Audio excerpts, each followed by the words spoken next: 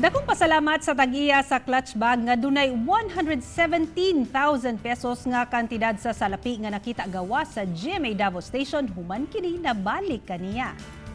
Napunitan sa Program Manager sa One Mindanao nga si Darius Relatado gawas lang sa GMA Davao Complex sa Shrine Hills, Davao City ang usa ka clutch bag nga dunay sulod nga passbook, checkbook ug salapi nga 117,000 pesos.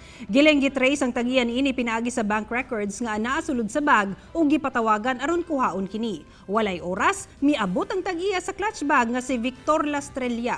Wala kuno siya nasayod nga no nahulog kini. Pero matud niya, importante kuno ang maong salapi alang kaniya. Busa dako ang iyang pasalamat sa nakapunit niini. Kita gini sa contracting sir, lisod kayo bawala sir, dako kayo nga tabang sa kuha gyud. Sir Dario, salamat kayo sa imong buluwanong kasing-kasing yun, makabayad lang ko sa imong pohon. Di kita ka maliptan. Salamat kayo.